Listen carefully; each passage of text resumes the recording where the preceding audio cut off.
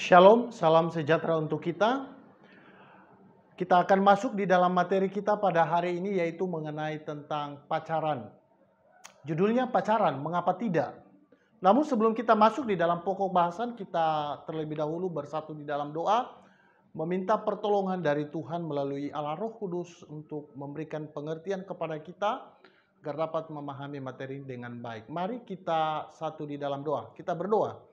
Bapa di surga, kami bersyukur untuk waktu dan kesempatan yang Tuhan percayakan kepada kami untuk belajar mengenai materi ini. Namun sebelum kami memulainya, kami sadar bahwa kami membutuhkan anugerah Tuhan melalui kuasa Roh Kudus-Mu untuk memahami dengan baik dan benar seturut dengan kehendak-Mu. Berkati hamba-Mu yang akan menyampaikan, berkati semua anak-anak kami yang akan mendengarkannya. Dalam nama Yesus kami berdoa, bersyukur, haleluya, amin. Ya, baik, anak-anakku yang saya kasih dalam Tuhan, pokok bahasan kita adalah pacaran, ya. Jadi setelah pembahasan sebelumnya, yaitu mengenai tentang persahabatan. Jadi pacaran ini adalah relasi mendalam di aras kedua setelah aras pertama yaitu persahabatan. Nah, syarat pertama atau syarat utama dari aras kedua ini atau di dalam pacaran ini adalah berbeda jenis kelamin, ya. Mengapa? Karena tujuan daripada pacaran itu adalah mempersiapkan pernikahan yang kudus di hadapan Allah, dan jika dilakukan oleh orang yang sejenis, maka itu tidak akan dapat memenuhi salah satu tujuan dari pernikahan, yaitu fungsi reproduksi atau kultur mandat. Jadi pacaran harus dilakukan oleh orang yang berlawanan jenis, bukan sejenis. Maka masa jeruk makan jeruk? Yang berikut, pacaran sebagai aras komunikasi. Jika persahabatan di aras pertama masih sangat terbuka dengan hadirnya orang ketiga dalam arti teman lain di dalam hubungan pertemanan kita, persahabatan itu, maka berbeda di dalam aras kedua ini, yaitu di dalam pacaran. Mengapa? Itu tidak boleh dihadiri oleh orang ketiga dengan secara sembarangan, karena ini bersifat lebih tertutup. Hanya terjadi antara dua pribadi yang berlawanan jenis. Jadi tidak boleh sembarangan dihadiri oleh orang ketiga karena itu akan berbahaya untuk kelangsungan hubungan pacaran itu sendiri. Nah, kemudian di dalam aras tingkatan komunikasi ini, karena ini sifatnya lebih dalam lagi, tetapi masih saja bisa terjadi kemungkinan yang namanya putus, ya. Dan jika terjadi putus, maka tidak masalah kalau dia hubungannya itu kembali sebagai sahabat atau teman, ya. Karena kita tahu bersama bahwa di dalam persahabatan ada 3 unsur yang sangat mendasar harus ada di dalam persahabatan, yaitu adanya cinta kasih, kemudian adanya saling pengenalan satu dengan yang lain, dan yang berikut adalah adanya kesetiaan. Nah, kemudian di dalam hubungan pacaran, ya, ada orang yang berkata bahwa orang pacaran itu seperti orang yang menaiki anak tangga. Jadi tadinya pertama anak tangga pertama itu adalah dasar, yaitu hubungan persahabatan, ya.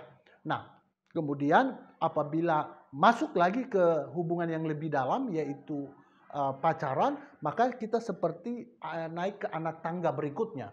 Nah, tetapi waktu kita sudah naik ke anak tangga berikutnya dan terjadi putus, maka memang masih dimungkinkan kembali untuk kita kembali turun anak tangga. Memang masalahnya adalah kita turun, jadi ada kemunduran, tetapi tidak menjadi persoalan. Yang penting adalah hubungan yang baik antara kedua belah pihak tadi, ya, yang tadi yang pacaran tadi. Jadi bukan berarti bahwa kalau sudah putus maka relasi antara satu dengan yang lainnya itu menjadi rusak. Maka itu tidak sesuai dengan prinsip-prinsip kebenaran firman Tuhan tatkala kita membangun komitmen pacaran. Nah, itu tidak seperti itu ya. Memang di dalam tahap pacaran itu adalah tahapan untuk persiapan menuju ke pernikahan.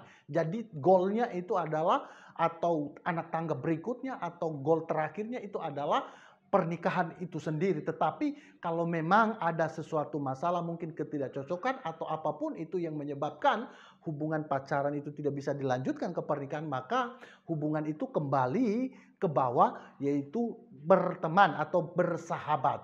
Nah, itu yang disebut dengan aras atau tingkatan komunikasi. Jadi dia harusnya memang semakin semakin naik, ya, semakin naik ke levelnya sampai kepada pernikahan. Tetapi kalau memang tidak bisa sampai ke sana, maka itu kembali kita turun. Tetapi intinya adalah hubungan satu dengan yang lainnya tetap baik-baik dan tidak terjadi permusuhan. Ya. Dalam Kamus Besar Bahasa Indonesia, pacaran berasal dari kata dasar pacar, ya, yang berarti kekasih atau teman lawan jenis yang tetap dan mempunyai hubungan berdasarkan cinta kasih.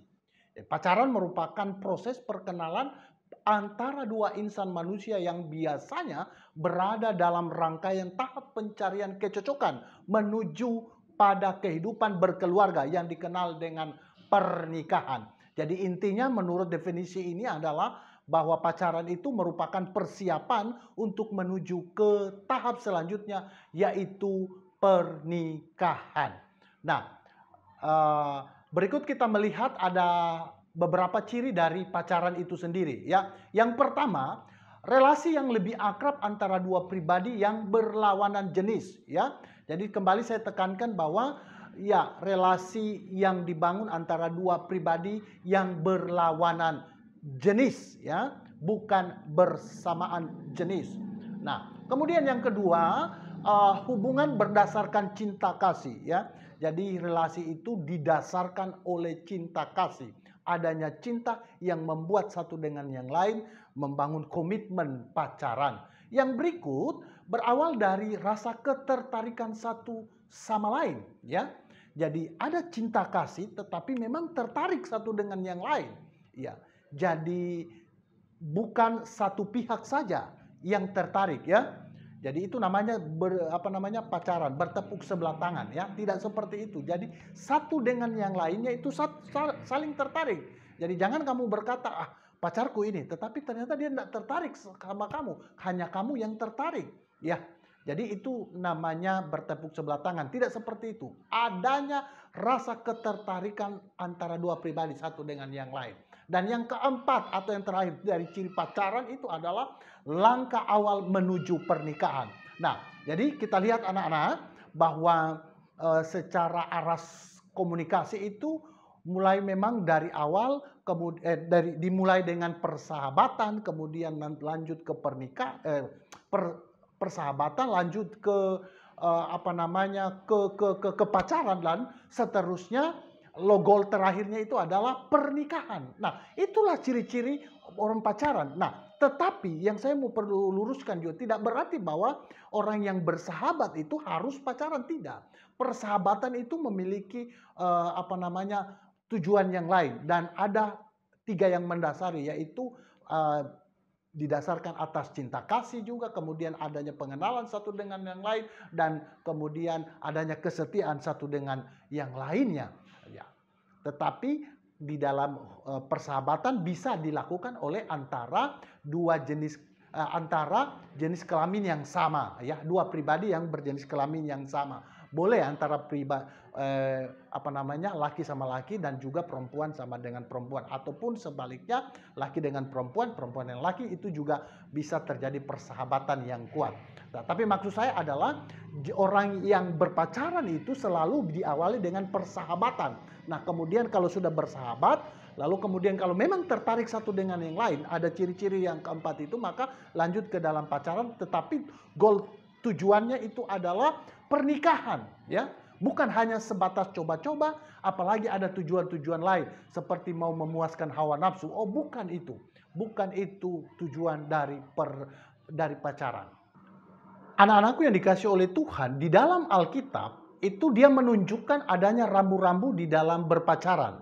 Nah, apa saja rambu-rambu di dalam berpacaran menurut Alkitab? Yang pertama, di dalam 2 Korintus 6 ayat 14 sampai ayat 15. Baiklah, saya akan membacakan untuk kita 2 Korintus 6 ayat 14 sampai 15. Demikian bunyi firman Tuhan. Janganlah kamu merupakan pasangan yang tidak seimbang dengan orang-orang yang tak percaya. Sebab persamaan apakah terdapat antara kebenaran dan kedurhakaan? Atau bagaimanakah orang dapat bersatu dengan gelap? Persamaan apakah yang terdapat antara Kristus dan Belial? Apakah bagian bersama orang-orang percaya dengan orang-orang tak percaya? Nah, anak-anakku yang dikasih oleh Tuhan, melalui bagian firman Tuhan ini kita melihat bahwa iman adalah nilai-nilai dasar yang menjadi prinsip daripada kehidupan kita, yang menopang kehidupan kita. Nah, perbedaan di dalam menghayati iman akan menyulitkan kita atau pasangan yang berpacaran itu di dalam menghadapi tantangan kehidupan, karena kita tahu bahwa ada begitu banyak tantangan di dalam hubungan itu, di dalam relasi nantinya akan kita jalani. Nah, kalau kita berbeda di dalam prinsip keyakinan kita, maka itu juga akan membuat kita berbeda di dalam bagaimana menyikapi tantangan yang akan kita hadapi. Nah, itu menjadi sulit dan berat bagi kita. Nah, oleh karena itu memang Alkitab memberikan arahan atau petunjuk bagi kita supaya kita merupakan pasangan yang seimbang, ya. Jadi maksudnya adalah pasangan yang seiman yang saya maksudkan di sini. Jadi hendaklah di dalam membangun hubungan pacaran kita itu, maka hendaklah kita merupakan pasangan yang seiman, ya. Seiman. Jadi sekali lagi saya tekankan, karena akan sulit apabila orang yang berbeda keyakinan membangun hubungan pacaran, dan kemudian ketika ada tantangan karena iman kita, ya, kita menghayati segala sesuatu melalui iman kita dan kemudian bagaimana menyikapinya. Nah, kalau berbeda keyakinan memang akan sulit untuk menyatukan pemikiran kita, sikap kita bagaimana menghadapi tantangan atau persoalan nanti yang akan kita hadapi di dalam pacaran tersebut. Nah, memang ada banyak fakta atau realitas, ada banyak orang yang membangun hubungan pacaran berbeda atau berbeda keyakinan, dan bahkan ada yang sampai masuk ke tahap pernikahan, dan sampai orang berkata toh mereka juga baik-baik saja. Tetapi mungkin orang hanya melihat dari sisi luarnya, ya. Orang yang satu keyakinan saja itu betapa sulitnya di dalam membangun hubungan, khususnya di dalam pernikahan nantinya, apalagi kalau berbeda keyakinan. Jadi jangan kita menyamakan semua persoalan, ya. Jangan karena kita melihat ada satu orang atau ada satu pasangan, ya, apakah dia tokoh idola, artis atau dan lain sebagainya, mereka bisa atau bahkan dalam tanda kutip berhasil menjalani hubungan mereka berbeda keyakinan. Tetapi itu bukan menjadi patokan bagi kita. Alkitab sudah mengingatkan kepada kita, maka janganlah kamu menjadi pasangan yang tidak seimbang, ya, melainkan menjadi pasangan yang seimbang atau menjadi pasangan yang seiman. Sehingga kalau kita menjalani pacaran dengan orang yang seiman, maka ada banyak berkat-berkat yang akan kita dapatkan. Ya, selain kita bisa berkomunikasi sehubungan dengan iman kita itu sendiri, kita bersama-sama bertumbuh bersama di dalam Tuhan, di dalam hubungan pacaran itu, dan bahkan sampai ke pernikahan. Karena pertumbuhan kerohanian kita itu terus akan menjalani harusnya ada progres terus yang bertumbuh supaya hidup kita semakin hari semakin berkenan dan semakin memuliakan nama Tuhan, ya. Jadi saya kembali, maka rambu yang pertama di dalam pacaran kita sebagai anak Tuhan yang pertama adalah harusnya atau hendaknya kita menjalin hubungan yang seiman. Rambu yang kedua di dalam 1 Korintus 6 ayat 18 sampai 20. Saya akan membacakan untuk kita. 1 Korintus 6 ayat 18 sampai ayatnya yang ke-20. Demikian bunyi firman Tuhan. Jauhkanlah dirimu dari percabulan. Setiap dosa lain yang dilakukan manusia terjadi di luar dirinya. Tetapi orang yang melakukan percabulan berdosa terhadap dirinya sendiri. Atau tidak tahukah kamu bahwa tubuhmu adalah bait Roh Kudus yang diam di dalam kamu, Roh Kudus yang kamu peroleh dari Allah, dan bahwa kamu bukan milik kamu sendiri. Tetapi kamu telah dibeli dan harganya telah lunas dibayar. Karena itu muliakanlah Allah dengan tubuhmu. Nah, rambu yang kedua anak-anakku yang dikasih oleh Tuhan, yang menjadi patokan kita di dalam menjalani atau membangun hubungan pacaran, itu adalah menjauhkan diri dari yang namanya percabulan. Apa itu percabulan? Percabulan adalah, menurut buku yang saya baca, percabulan itu adalah segala sesuatu yang berhubungan dengan perilaku yang kotor, ya, tidak senonoh serta melanggar kesusilaan dan kesopanan.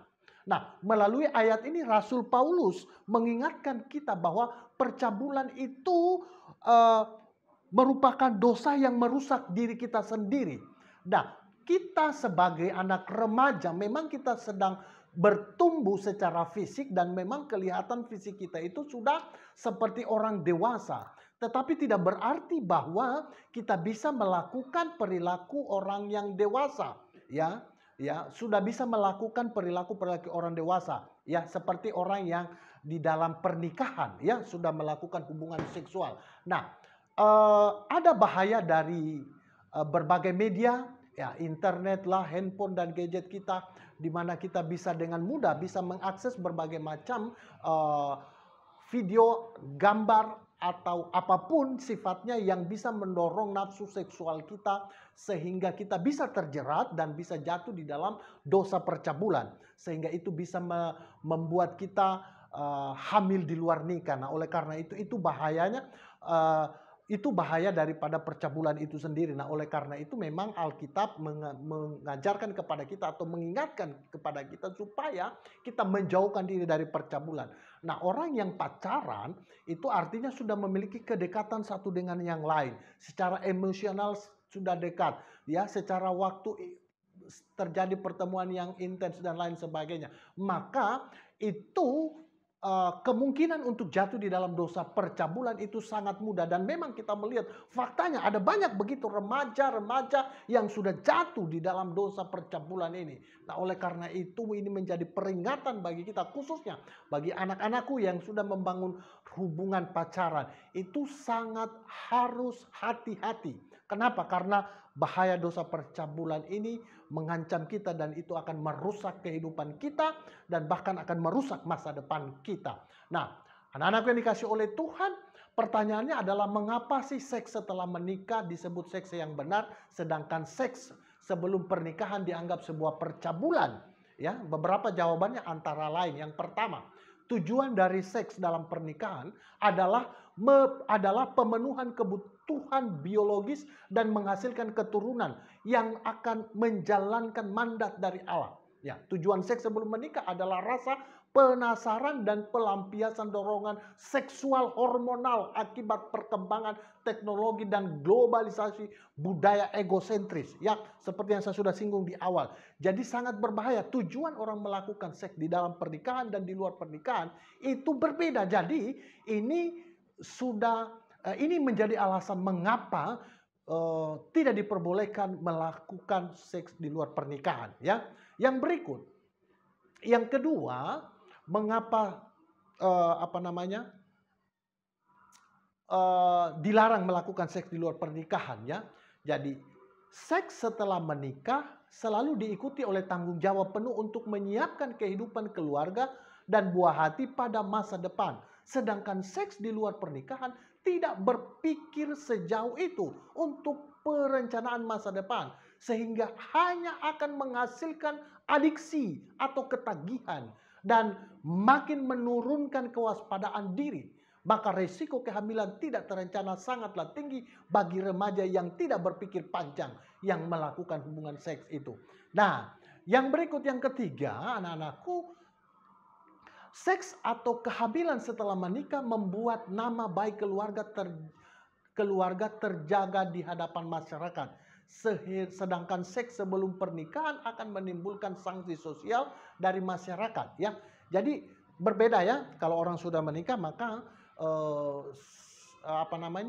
seks di dalam waktu kita hamil itu akan semakin membuat nama keluarga itu akan semakin baik. Mengapa? Ya, karena memang sudah resmi, dalam artian sudah halal, dan memang di dalam pernikahan kan itu tujuannya, salah satu tujuannya adalah akan menghasilkan keturunan, sehingga kalau orang melihat, masyarakat atau teman kerabat melihat, oh bagaimana pernikahanmu sudah ada anak, wah itu akan semakin mengharumkan nama keluarga itu sendiri, ya. Mengapa? Karena adanya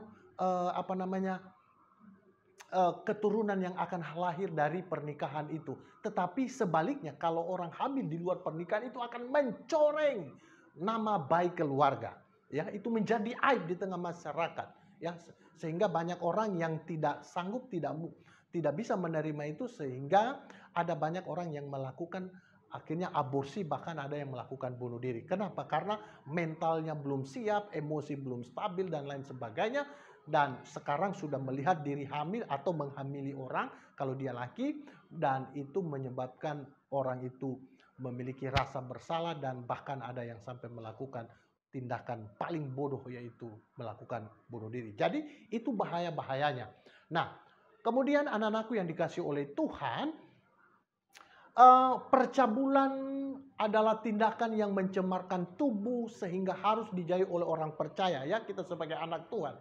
Kehendak Allah di dalam berpacaran adalah pengudusan hidup, yaitu menjauhi percabulan, seperti di dalam 1 Korintus 6 tadi, ya. Kemudian di dalam 1 Tesalonika 4 ayat 3 juga sudah ditekankan tentang itu, supaya kita menjauhkan diri dari percabulan. Setiap tindakan seksual yang dilakukan di luar pernikahan dilarang, sebab itu adalah yang namanya dosa percabulan. Pelanggaran terhadap batasan di dalam berpacaran akan menimbulkan konsekuensi yang tidak ringan. Oleh karena itu, setiap remaja harus memperhatikan batas-batas di dalam berpacaran. Berpacaran yang berlebihan dan tanpa pikir panjang membuat pasangan kita atau orang yang kita kasih akan memasuki dunia yang penuh penderitaan karena sanksi sosial masyarakat. Nah, oleh karena itu, anak-anakku, sekali lagi perhatikan caramu berpacaran, hati-hati. Jangan karena nafsu dan dorongan seksual belaka membuat hubungan kalian atau membuat nama baik ataupun keluarga, bahkan masa depan menjadi rusak. Beberapa risiko hamil di luar pernikahan bagi seorang remaja perempuan, ini perlu juga diinformasikan bagi kita, ya. Yang pertama, gangguan psikis dan mental karena perasaan bersalah atau guilty feeling, ya. Jadi yang kedua, ini untuk saya ulangi, jadi ada beberapa risiko hamil di luar pernikahan bagi seorang remaja perempuan, ya. Yang satu, adanya gangguan psikis dan mental karena perasaan bersalah atau guilty feeling. Yang kedua, perasaan tertekan karena usia di bawah 20 tahun merupakan usia yang belum siap untuk mengandung dan memiliki anak. Jadi kalian itu belum siap, ya, anak di bawah usia 20 tahun itu belum siap untuk mengandung dan memiliki anak. Jadi sangat hati-hati. Yang kemudian, pendidikan bisa terhenti, ya. Bayangkan kalau anak SMA. Anda SMA kan saat ini saya SMA. Dan kemudian sudah ini. Dan banyak terjadi di luar sana. Dan akhirnya dia berhenti sekolah. Ya. Kemudian remaja putri dan keluarga menjadi bahan pembicaraan masyarakat. Wow, itu akan menjadi gosip. Itu akan menjadi pembicaraan yang tak putus-putusnya. Kalau itu terjadi pada diri kita. Di tengah lingkungan masyarakat yang mengenal kita, itu akan selalu menjadi perbicaraan. Kemudian remaja perempuan memiliki kecenderungan untuk melakukan aborsi sehingga terjerat hukum negara maupun agama, ya.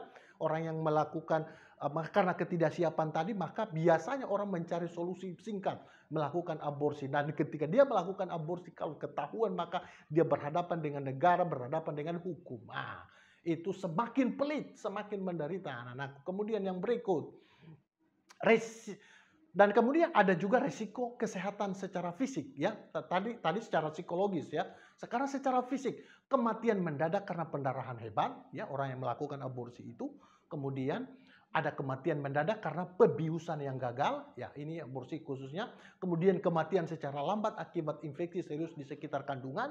Kemudian rahim yang sobek atau uterine perforation, ya itu merusak, ya itu rahim akan sobek. Nah, kemudian yang berikut kerusakan leher rahim yang akan menyebabkan ketidaksempurnaan fisik pada anak berikutnya.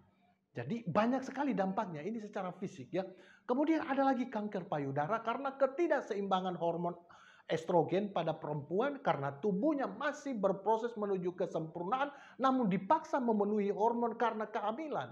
Jadi itu resiko secara fisik yang ditimbulkan. Ya, kemudian ada kanker indung telur atau ovarian cancer, ya. Ada kanker leher rahim, ya.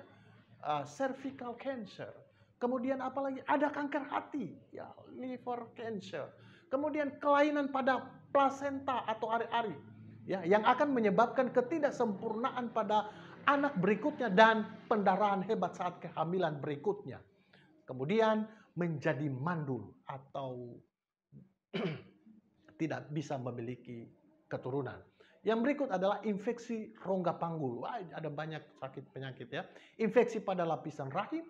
Nah, kemudian mari kita melihat resiko secara psikologis. Resiko secara psikologis pun dapat muncul yang dalam dunia psikologis dikenal sebagai post-abortion syndrome atau PAS, ya, atau sindrom pasca aborsi. Apa itu? Satu, kehilangan harga diri. Dari hasil survei 82% itu akan merasa kehilangan harga diri. Kemudian yang berikut, berteriak-teriak histeris. Oh, ada 51%. Yang berikut, mimpi buruk yang berkali-kali mengenai bayi, 63%. Yang berikut, ingin bunuh diri, ada 28%. Yang berikut, ingin menggunakan obat-obatan terlarang, 41%. Kemudian tidak dapat menikmati lagi hubungan seksual, 59%. Wow, itu dampak-dampak yang ditimbulkan. Dampak bagi remaja laki-laki yang melanggar batasan dalam pacaran. Tadi perempuan, sekarang lakinya. Ya, apa dampak bagi remaja laki yang melanggar batasan pacaran? Yang pertama, ada gangguan psikis dan mental karena perasaan bersalah, ya.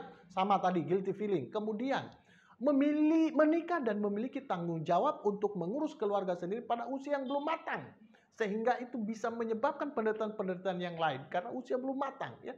Belum siap untuk cari uang dan seterusnya, ya. Masih sangat belia. Kemudian yang berikut, tidak memiliki pekerjaan karena tidak ada instansi atau lembaga yang menerima calon pekerja dengan latar belakang buruk atau di bawah umur, ya. Ya, secara usia belum sampai atau masih di bawah 17 tahun bahkan.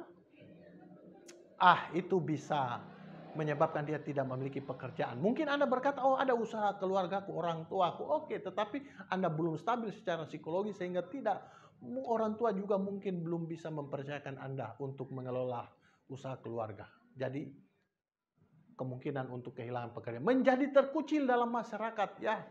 Akan dikucilkan. Menjadi pembicaraan. Di tengah masyarakat, di keluarga besar pun akan menjadi pembicaraan, ya. Kemudian nama baik pribadi dan keluarga tercoreng. Rusak nama baik keluarga kita, ya. Orang tua kita, keluarga besar kita rusak karena dosa yang kita lakukan itu. Terjerat kasus persinahan, Keluaran 2014 atau percabulan yang ditindak hukum, ya, akan ditindak secara hukum. Kemudian kemesraan hubungan antara laki-laki dan perempuan yang dilandasi dengan nafsu semata hanya akan membuat hubungan pacaran tercemar dan tidak sehat, ya. Berpacaran yang sehat adalah ketika remaja dapat menahan diri terhadap dorongan hawa nafsu dengan berlandaskan pada kasih dan kehendak Allah. Sekali lagi, ya, berpacaran yang sehat adalah ketika remaja dapat menahan diri terhadap dorongan hawa nafsu dengan berlandaskan pada kasih dan kehendak Allah. Ya. Yang berikut, setiap pribadi harus menaruh kasih. Ini menjadi perhatian kita, ya. Setiap pribadi harus menaruh kasih dan hormat kepada pacar sebagai landasan di dalam pacaran, serta menyadari bahwa Tuhan ada di antara mereka. Ini perlu kita ingat, ya. Kita menaruh kasih di dalam hubungan kita, tetapi perlu juga kita ingat bahwa adanya Tuhan. Oleh karena itu kita libatkan Tuhan di dalam pacaran kita. sehingga kita bisa menjalani, bisa mampu mengendalikan diri dan menjalani pacaran yang sehat. Yang berikut anak-anakku, di dalam Alkitab ini Keluaran 20 ayat 13 ayat 14. Perintah jangan membunuh merupakan perintah ke-6 di dalam Taurat atau ke-10 hukum yang diberikan oleh Tuhan Allah kepada bangsa Israel. Membunuh mengacu pada tindakan mencabut nyawa seseorang atau nyawa manusia, baik secara sengaja maupun tidak sengaja. Tidak ada seorang pun yang berhak mengambil nyawa sesamanya karena manusia memiliki citra Allah di dalam dirinya. Bahkan janin sekalipun tidak boleh dibunuh atau tidak boleh dirusak. Hidup manusia adalah milik Allah. Nah, anak-anakku yang dikasih oleh Tuhan, berzina merupakan perbuatan bersetubuh antara laki-laki dan perempuan yang tidak terikat oleh hubungan pernikahan atau antara seorang laki-laki maupun perempuan dengan seorang yang bukan istri atau suaminya. Ya. Kemudian perintah ke-7 di dalam Taurat ini, di dalam Taurat atau ke-10 firman, yaitu meliputi semua tindakan percabulan atau dosa seksual yang sangat kotor di hadapan Tuhan. Jadi perbuatan ini sama dengan menghina Tuhan karena mengotori kekudusan pernikahan. Nah, jadi itu peringatan-peringatan daripada firman Tuhan untuk kita yang khususnya di dalam hubungan pacaran yang kita lakukan. Ya, jadi adanya dosa percabulan, perzinahan itu mengancam kita. Oleh karena itu sekali lagi kita tahu bagaimana pacaran, kemudian apa definisi pacaran, apa tujuan dari pacaran itu sendiri. Jadi tujuannya adalah memasuki pernikahan. Nah, oleh karena itu sebenarnya memang saya jujur mengatakan secara pribadi berpendapat bahwa usia, dan selalu saya ulang-ulangi ini di kelas maupun di sekolah, bahwa usia anak SMA itu belum cocok untuk pacaran. Mengapa? Karena ini masih anak remaja, masih sangat belia, masih secara psikologis belum stabil, dan kemudian apalagi secara pekerjaan dan lain-lain sebagainya. Kalian fokuslah kepada yang namanya belajar dan belajar. Ya, karena menurut pakar orang yang sudah cocok untuk usia untuk cocok pacaran itu ketika dia sudah kuliah tahap akhir, apalagi lebih cocok lagi kalau dia sudah bekerja. Dan karena tujuan pacaran itu adalah untuk memasuki pernikahan. Saya selalu menghimbau, carilah teman sebanyak mungkin, membangun relasi sahabat. Mungkin ada yang kamu sangat tertarik dan mau pacaran dengan dia, tetapi tahan-tahanlah dulu, doakan itu. Nanti kalau Anda sudah bekerja, sudah matang, sudah bisa menjalin hubungan pacaran, sehingga tujuan dari pacaran itu sendiri bisa tercapai, yaitu masuk di dalam pernikahan. Dan apa yang menjadi kehendak Tuhan di dalam hubungan pacaran itu bisa tercapai. Ya, baik anak-anakku, demikianlah pembelajaran kita tentang pacaran pada saat ini. Kiranya semua pembelajaran ini atau materi yang saya sampaikan bisa menjadi berkat untuk kita sekalian. Dan mari kita akan mengakhiri pembelajaran kita. Kita berdoa, mari kita berdoa. Bapa di surga, terima kasih buat waktu kesempatan Kau berikan bagi kami. Kami sudah boleh belajar tentang pacaran. Biarlah Engkau menolong kami di dalam memahami materi ini. Secara khusus mungkin ada di antara anak-anak kami yang sudah melakukan hubungan pacaran ini. Oleh karena itu Tuhan, ingatkan mereka, bantu mereka untuk memahami maksud daripada pembelajaran ini, firman Tuhan yang disampaikan, supaya mereka menjaga diri di dalam hubungan pacaran, tidak terjerat jatuh di dalam dosa persinahan, percabulan ya Tuhan. Sebab itu akan merusak masa depan mereka, bahkan itu akan menjadi aib dan bahkan akan merusak kehidupan sosial mereka ya Tuhan. Oleh karena itu Tuhan, Engkau tolong anak-anak kami, Engkau tolong mereka supaya mereka bisa memahami apa yang menjadi kehendak Tuhan di dalam hubungan pacaran, yaitu persiapan untuk memasuki pernikahan, sehingga apa yang Tuhan kehendaki melalui pernikahan itu boleh tercapai, nama Tuhan dimuliakan. Terima kasih. Ini doa kami dalam nama Tuhan Yesus kami berdoa bersyukur. Haleluya. Amin. Demikianlah pembelajaran kita. Terima kasih dan shalom.